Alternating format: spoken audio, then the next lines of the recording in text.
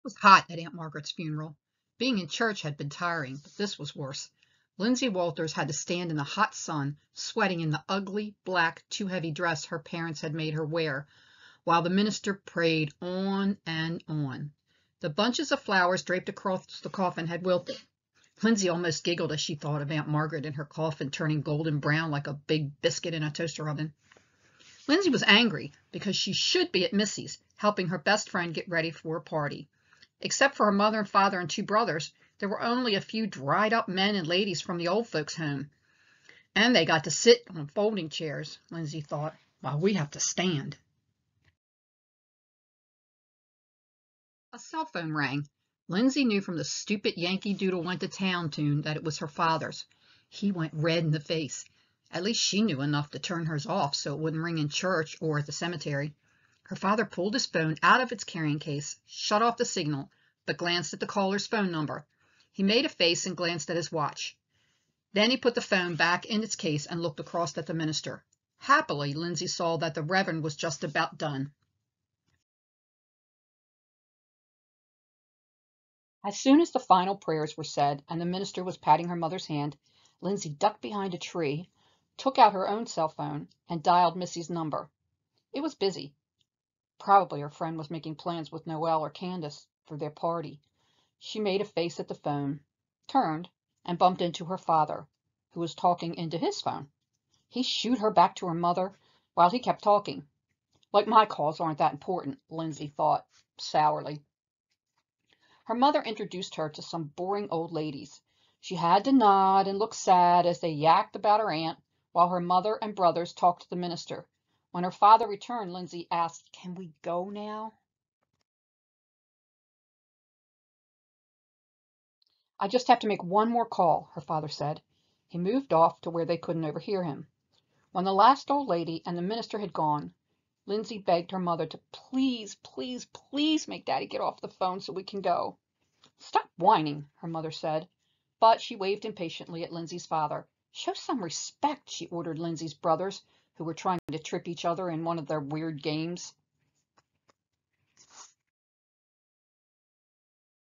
Aaron fell on his seat a few feet from Aunt Margaret's coffin. She would be buried when they left. David laughed. Their mother ordered all of them to the car, then marched over to where Mr. Walters was still talking on the phone. The kids could see she wanted to get going. She made their father end his call. Now both of them were angry. Mr. Walters shoved his phone into his coat pocket, but not into its holster. "All right, let's get the show on the road," he said. But he had to go after Darren and David, who had climbed out of the car and were now playing tag. Some people from the funeral had stopped by the house. Lindsay and her brothers had to sit around and smile while their sad-faced parents and guests drank coffee and tea and talked about how nice Aunt Margaret had been. "As long as you didn't make her angry," said Mr. Walters with a sharp laugh. "I remember as a kid that she could be a holy terror if she thought someone had been rude or was lying or cruel." Lindsay knew what he was talking about. Her aunt had a real temper. Lindsay thought of the woman in heaven, terrorizing the angels for not being holy enough. She'd tune up the heavenly choir all right, or feathers would fly. It was all the girl could do to keep from laughing aloud at the picture in her mind. But the guests finally left. Lindsay ran to her room to change so that her father could drive her to Missy's party. When she was ready, she opened her red velvet jewel case and took out Aunt Margaret's ring, set with real diamonds in white gold. She had always loved it, and Aunt Margaret had promised it to her just before she died. Her mother had wanted to keep it until Lindsay was older, but Lindsay had thrown one of her best temper tantrums and said that the old woman had wanted her to wear it always. She had made up that part, but it seemed to work on her mother, who told her only wear the ring at special times. Well, showing off to Missy and Noelle and Candace and the others was special.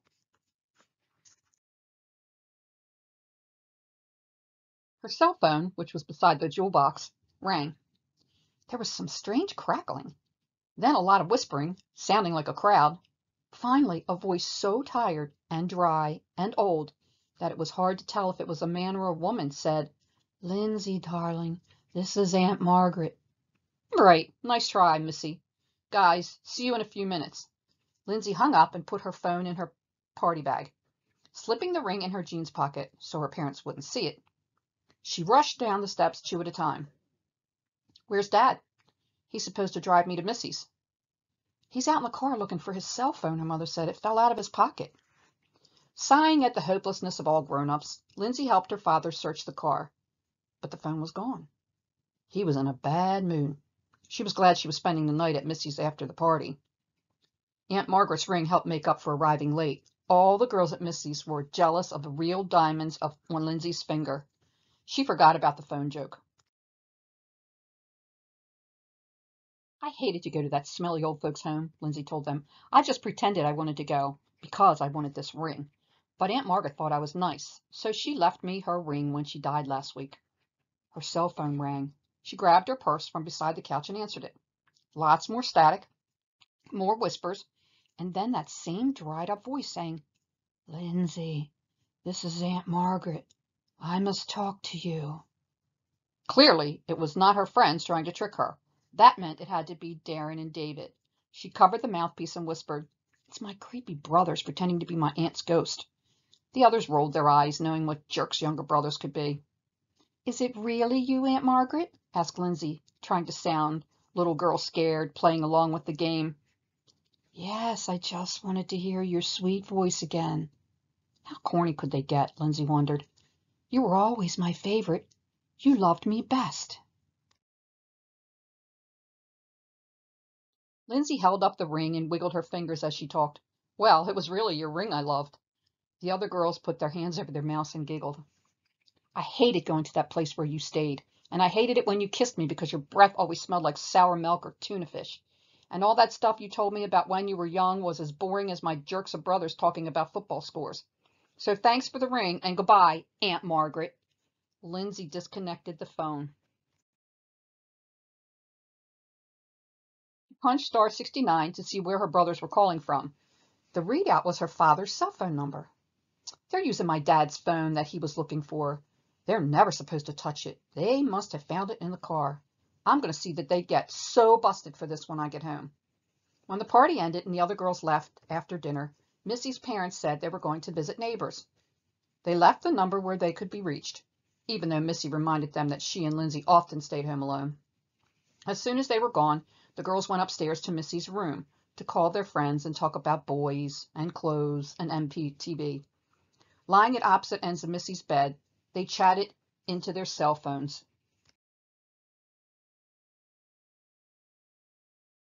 Lindsay was just about to dial her boyfriend of the week when her phone rang. "Lindsay, I'm very disappointed in you." The same voice. "Get lost." "I don't think you deserve my ring. I'm coming to get it back." "Get real," said Lindsay. She broke the connection. The readout showed her father's cell phone again. She punched the number, but the line just rang and rang. She hung up and dialed her home. Her mother answered. "Mom," she said, "Darren and David found Dad's cell phone. They've been using it to call and bug me. They just did it again." "That's not possible," said her mother. "They've been watching a game for the past hour. And your father is sure he dropped his phone at the cemetery this afternoon. He's going to check there tomorrow morning." Now her mother sounded worried. "Do you think it's a real crank caller?"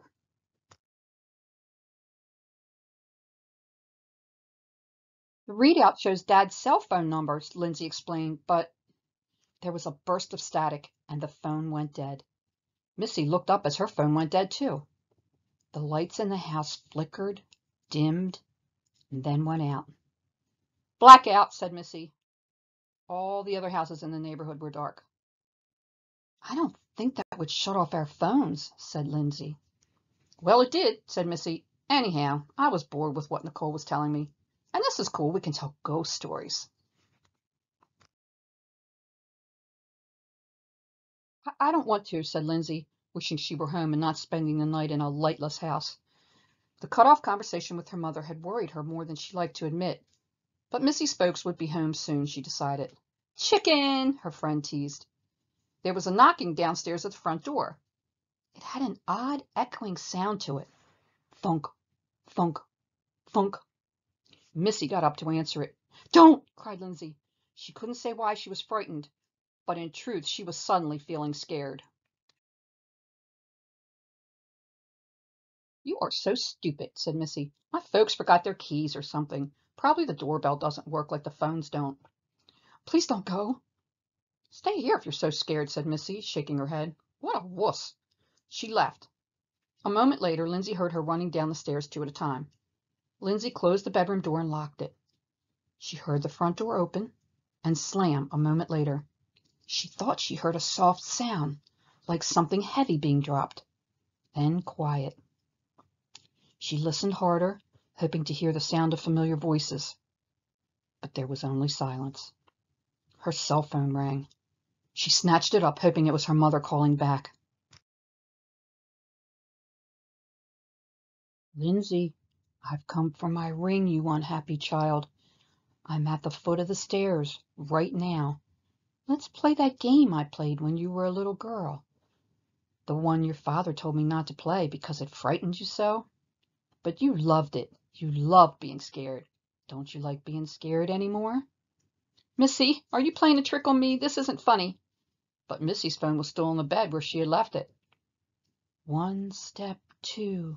I'm coming for you, said the voice on the phone. Thump, thump on the stairs. 3 steps 4. Better lock the door. 2 more thumps. But Lindsay had already locked the door. Part of her wanted to shut off the phone, but she didn't dare. 5 steps 6. Say your prayers quick. If the phone were working, Lindsay thought she could call for help. She hung up and dialed her home phone number. It was answered on the 3rd ring. 7 steps 8. Not long to wait, said her mother's voice. She hung up and then dialed 911. 9 steps 10. We're near the end, said a man's voice.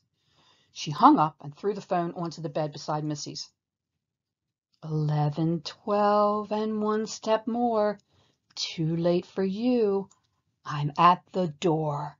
It was Aunt Margaret's angry voice, the one she'd used when Darren and David's football broke a window in her house before she moved to the old folks' home. Someone rattled the door handle, found it locked, and knocked loudly. Thump, thump. Go away. Leave me alone. I didn't mean what I said. Lindsay started to cry. Gotcha, cried Missy through the door. You're crying. This is better than telling ghost stories. Wait till Noelle and Candace hear I made you cry. You and that stupid ring you think is so cool.